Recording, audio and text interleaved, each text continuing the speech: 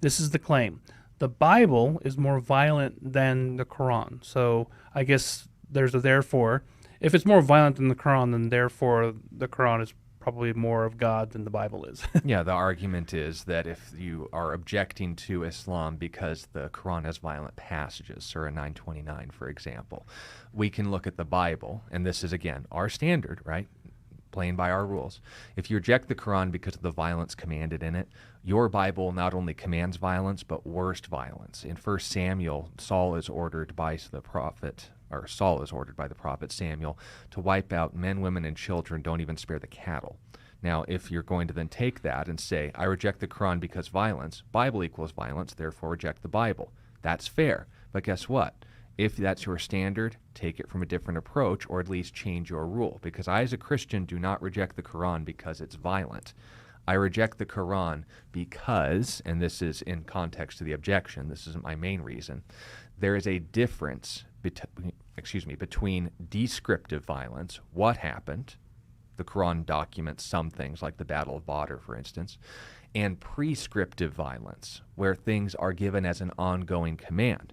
Now, ongoing commands, for instance, would be like I mentioned, Surah 9, verses 28 through 30 in full context, where it mentions specifically that Jews and Christians are to be fought for claiming that Jesus is the Son of Allah, and Jews are to be fought for claiming Ezra is the Son of Allah.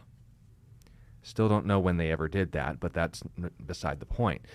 If I'm going to say the Quran makes a prescriptive command of violence, an ongoing command, you can note in Surah 9, that is one of the last major surahs of the Quran revealed, and then you look to the historical life of Muhammad and ask how they acted that out. If, on the other hand, I look to the Bible and get a description, a descriptive recount of violence, for example, in Exodus 17, 8 through 16, Amalek was declared war on when they attacked Israel first. When that war was set in perpetuity against Israel, it was 400 years until the time of King Saul, when they were ordered to be exterminated. What happened in between? Read the book of Judges. They continued and refused to live at peace with the people of Israel, and they were finally going to be judged. You also believe, this is speaking to Muslims, that Allah uses human instruments, the jihadis, Muslims, Muhammad and his caliphs, his men, his followers, as instruments of judgment against the non-believers. So now you're failing the test of your religion. The point being made, though, is this. If in 1 Samuel 15 Saul had actually wiped out the Amalekites, what would have resulted? Alex O'Connor, the cosmic skeptic, would say mass genocide and cruelty and so forth. No, what happened because Saul spared them?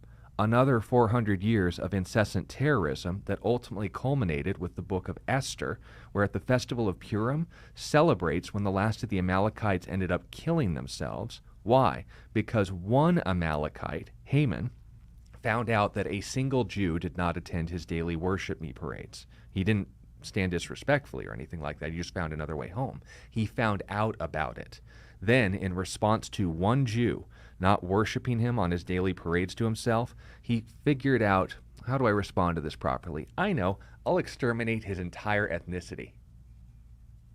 And you wonder why God didn't want these kinds of people living with his. And this is the point.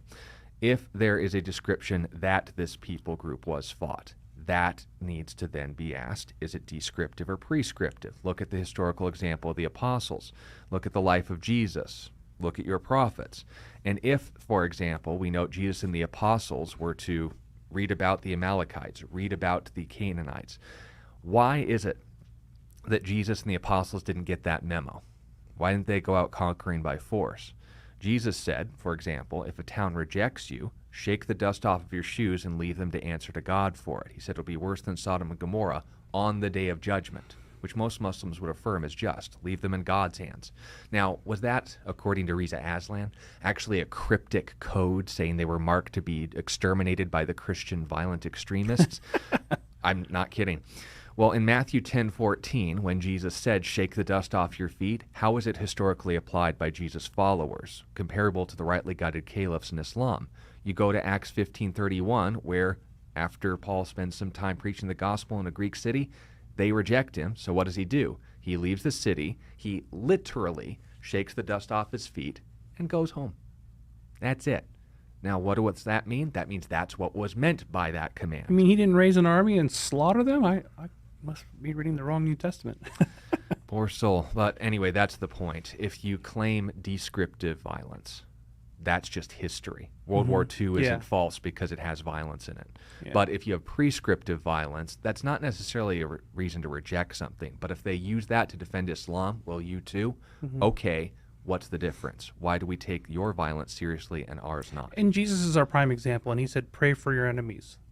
Pray for those who persecute you. Love your enemies. Pray for those who persecute you. Endure it patiently, Peter said. Yeah, and that's not a message you see when you see the life of Muhammad as communicated in the Hadiths.